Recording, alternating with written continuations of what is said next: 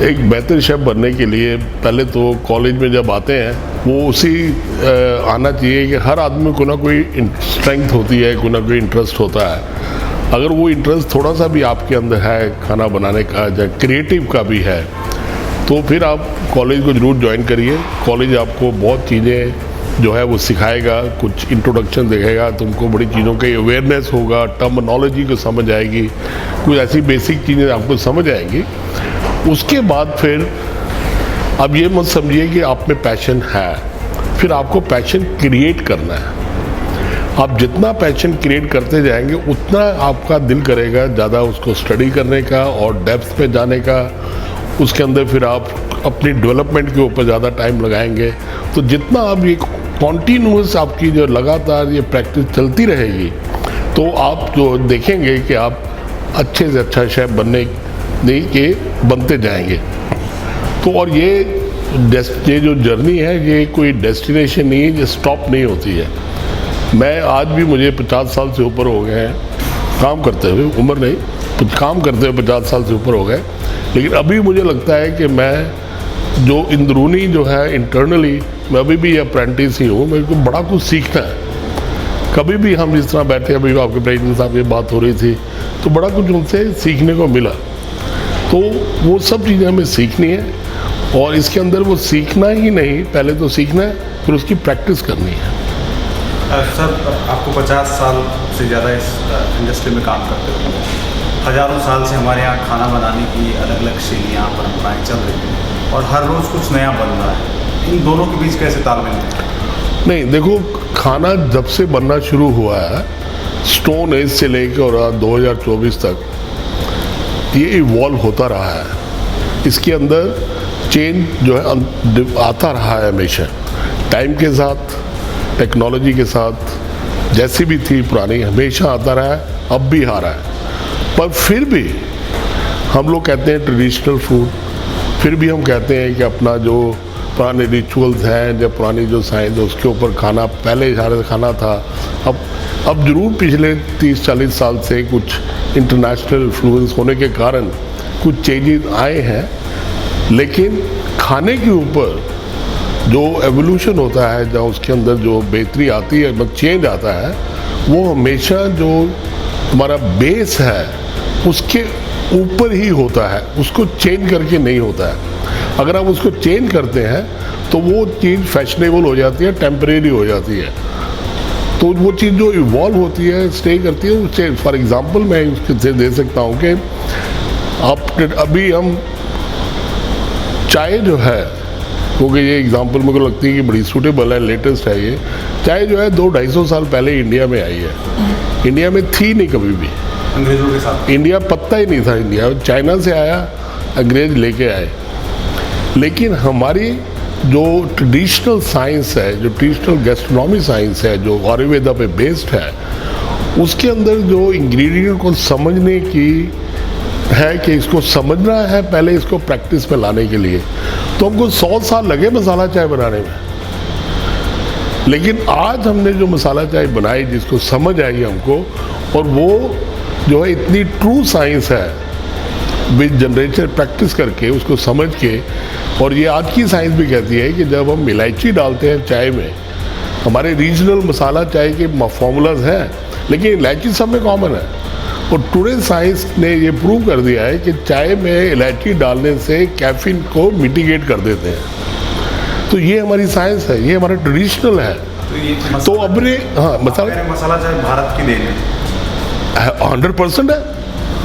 और मसाला चाय अब पूरी दुनिया में जा रही है यहाँ से, और हम आज ये कहते हैं कि चाय हमारी है। इस तरह इंडिया में बहुत चीज़ें हैं, लोग ये कह देते हैं कि ये भी बाहर से आया, वो भी बाहर से। इंडिया के अंदर जो है बहुत कुछ बाहर से आया, बहुत कुछ, क्योंकि हम हमेशा हंग्री रहते हैं चीज़ को सीखने के लिए। हमारे पास जो भी चीज़ बाहर से आती है, पर हम उसको ब्लाइंडली इस्तेमाल, अंधेरे में इस्तेमाल नहीं करते। फिर हम उसको अपनी नॉलेज जो हम लोगों की है उसके हिसाब से उसको एक्सपेरिमेंट करते हैं, जनरेशन्स में होता है, उसके थ्रू पास ऑन होती है, फिर जाके वो चीज़ इवॉल्व होकर होती है। बड़ी चीज़ें हैं, लोग कहते हैं कि जो कॉमन पोटैटो है वो बाहर से आया होगा, लेकिन जहाँ से आया वो तो आज भी बेक आलू और फ्रेंच फ्राई और मैश पोटैटो खा रहे हैं। हमारे तरीके देखो आलू के खाने कितने हैं। तो दादी और नानी के नुस्खे कितने काम आते हैं? हैं जी, दादी और नानी बिल्कुल वो बेस है, उससे वो सीखना बहुत ज़रूरी है। जब तक आप बेस नहीं सीखेंगे आप क्रिएटिव नहीं हो सकते। मैं ऐसे ही बड़ा सोच रहा था क्रिएटिविटी, जो खाने में जो क्रिएटिविटी है, बिकॉज खाना नरिशमेंट है, खाना कमोडिटी नहीं है, कोई नट्स एंड बोल्ट नहीं है कि टेढ़ा बना दिया, ऐसे कर दिया वैसे कर दिया। खाना है, खाना नरिशमेंट के लिए है खाना, और नरिशमेंट नहीं होगी तो वो सर्वाइवल ही नहीं है। तो दादी नानी के नुस्खे, उनका प्रैक्टिसेस को सीखना बहुत ज़रूरी है। और जब आप उसको सीख लेते हैं, बिकॉज तुम्हारी एजुकेशन है, आप कुलिनरी स्कूल से हो या होटल स्कूल से हो, उस प्रोफेशन में आ गए हो, तो तुम उसके ऊपर सोच सकते हैं कि इसको मैं थोड़ा सा चेंज कैसे करूं, या और क्या चीज़, जब दो नुस्खों को मिला के, एक नुस्खा अपने नुस्खों को मैं कह रहा हूँ मिला के आप नंबर 2 चीज़ें क्रिएट करते हो, फिर 2 और 1 को मिला के तीसरी करते हो, फिर तीसरी और 1 को मिला के चौथी करते हो, फिर चौथी को दूसरी से मिला के 5वीं करते हो। तो ये प्रैक्टिस चलती जाती है, एवोल्यूशन होता रहता है। ये सीखने सिखाने की यात्रा तो लगातार चलती रहेगी। आपसे आखिरी सवाल है, अब मणिपाल के सेफ कॉन्क्लेव 2024 में आए, आखिर में सबको क्या संदेश दें? नहीं, मेरा संदेश है कि खाने को समझने की कोशिश करिए। और मैं जहाँ फिर अगर आपके पास एक 30 सेकेंड है तो मैं बता देता हूँ कि 4 एसेंशियल्स हैं कुकिंग के, हमारे वैदिक टाइम से लिखे हुए हैं। मैं अपनी तरफ से नहीं बता रहा हूँ, जो पढ़ के ही बता रहा हूँ उनको। वो 4, पहला है कि आपने हर इंग्रेडिएंट के कैरेक्टरिस्टिक को समझना है। जब आप वो समझ जाएंगे तो आपके कॉम्बिनेशंस, पेयरिंग्स ठीक हो जाएंगी और कुकिंग बड़ी सिंपल हो जाएगी। आप वही मिलाएंगे जिसका आपको समझ है और उसी से आप बेस्ट क्रिएट करेंगे टेस्ट। तो कैरेक्टरिस्टिक को समझना बहुत ज़रूरी है। नंबर 2, आप टच एंड फील फूड का बहुत ज़रूरी है। ये नहीं है कि आप कहीं बैठे हो, किसी को बोला ऐसे बना देना, नहीं आओगे, रिजल्ट कभी भी वो नहीं होगा जो आप चाहते हो करना है, जो आप बनाना चाहते हैं। तो आपका प्रेजेंस बहुत ज़रूरी है।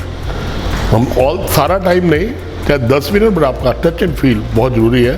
जैसे आप ये बता रहा था अभी उनको, तो किसी को आप कह सकते हो गट्टे के लिए आटा गूंद दो, बेसन है गूंद दो, लेकिन अगर उसने आपने चेक नहीं किया 1 सेकंड 30 सेकंड आगे एक हाथ लगा के कि ये हार्ड है या सॉफ्ट है, या जो फील वो होनी चाहिए वो नहीं है, तो आपके गट्टे अच्छे नहीं बनेंगे। तो आप बोलोगे इसको और सॉफ्ट कर दो, हार्ड कर दो। तो टच एंड फील करेंगे तो डायरेक्शन बदल जाती है। नंबर 3 है कि आपका माइंड वहाँ होना चाहिए जहाँ कुकिंग हो रही है।